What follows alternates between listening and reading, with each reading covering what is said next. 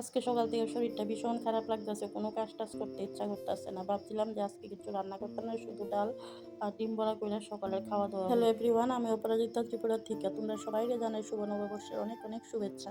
নতুন বছরটা সবাই যাতে খুব ভালো কাটে। তো কালকের দিনটা তোমরা কিভাবে কে কাটাইলে আমারে কিন্তু অবশ্যই জানাইও। তো যাই হোক, দেখো আজকে সকালবেলা কিন্তু ছেলের স্কুল আসলো, তো আমি কালকের একটু মাটন আসলো, মাটন দিয়ে ছেলেরা খাওয়াইয়া স্কুলে পাঠাইছি। আর ভাবছিলাম যে শুধু ডাল আর ডিম অমলেট করে নিলে আর কিছু রান্না করতাম, আজকে শরীরটা ভীষণ ভীষণ খারাপ লাগতেছে। তো জামাইরে কইলাম, পরে হে কইলো হ ঠিক আছে, ওইব চলবো, এরকম কইছে। যেই 12টা 1টা বাজে আমারে কয় কি ডিমের বিলে পেঁয়াজি করতাম। তো ডিম পেঁয়াজি করতাম কইছে, তো করতে তো হইব। তার মধ্যে আমার ঘরে আইছে মামা শ্বশুরও খাইবো, তাই অবশ্য কোনো খাওয়া লইয়া কোনো প্রবলেম নাই, তাদের ডায়াবেটিস চলে আর কি। তো যাই হোক, তো ভাবলাম আচ্ছা রান্না করে লাই। তখন বাজে অলরেডি 1টা কি 1:30 বাজে। তো তারপরে আমি এদিকে ডিমটি সিদ্ধ করাইয়া মানে এখানে টমেটোটা আছে না, টমেটোটা কিন্তু ভালো না, তো বাচ্চা বাচ্চা আমি যেটি একটু নষ্ট নষ্ট ভাব আছে এটি লইয়া লাইছি আর কি। লইয়া ইটি দিয়ে রান্না করুম, আর বাকি টমেটোটা আমি ফ্রিজে রেখে দিছি। আর বাইরে দেখো একটু মেঘলা মেঘলা ভাব, কিন্তু এত মানে কি কইতাম, মারাত্মক লেভেলের গরম। আজকে 2 দিন ধরে একদম ঘুমিতেছে না গরমের কারণে আর কি। ঘুমটা যদি ঠিকঠাক ভাবে না হয় তাহলে কিন্তু দেখো শরীরটাও ভালো মানে কথায় আছে না, আলস্য করলে আরো বেশি কাজ বাইরে থাকা। তখন তো আমি ডিম পেঁয়াজি রান্না করুম ঠিকই, কালকেরও ডাল আছে, কিন্তু রাত্রে কিন্তু আমার আবার সেই পুনরায় সব কিছুই রান্না করতে হইব। কিন্তু তখন যে বেলা হয়ে আসে, আমি চাইলেও আর অন্য কিছু রান্না করতে পারতাম না। সকাল থেকে শুধু আজকে আলিস্যতা কইরা করি, একবার ইহানে বই একবার উইহানে বই, এইভাবে আর কি কাটাইলাম সকালটা।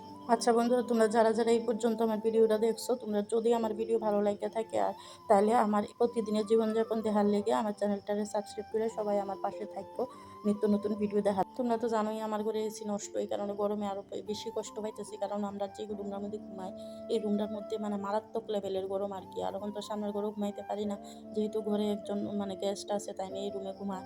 তো তাই নিয়ে যেহেতু এই রুমে ঘুমাই, এই রুমে তো আর আমরা কেউ ঘুমাইতে পারি না গরমের মধ্যে, মানে ঘুম তো হই না।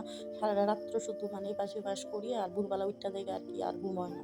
তো যাই হোক, তো দেখো এদিকে কিন্তু অলরেডি আমি রান্না বয়াই দিছি, আগে ডিম তরকারিটা রান্না করুম, কইরা সেটা তারপরে দিয়ে আমার ভাত দিমো, ভাত দিয়া তারপরে আমি স্নানে যাবো। এর মধ্যে আজকে হচ্ছে বৃহস্পতিবার, আমার কিন্তু আগে একদমই মনে নাই, হঠাৎ করে মনে হয়েছে বৃহস্পতিবার। যেহেতু বৃহস্পতিবার ধরে তো আজকে মা লক্ষ্মীর ঘরটা পাল্টাইতে হইব, তো আরও অনেক দেরি হয়ে গেছে, আজকে এদিকে 2টা 2:30 বাচ্চা গেছে।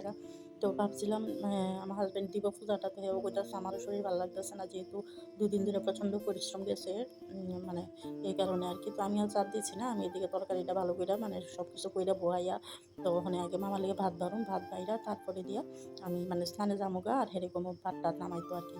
তো দেখো অলরেডি কিন্তু মামা খেয়ে সারছে, আমি স্নান টান করে আইসি, আর এখন আমরা দুজনের লেগে ভাত বাড়তাছি। তো ওখানে দুজনে ভাত বাইরা তারপরে খামো। আর এদিকে কিন্তু গরম খাওয়ার আমার একদমই ভালো লাগে না, আমার এসে যত ঠান্ডা হইব আমার খাইতে ভালো লাগে না। আমার জামাই এসে সব কিছু গরম গরম খাইতে ভালো খায় আর কি।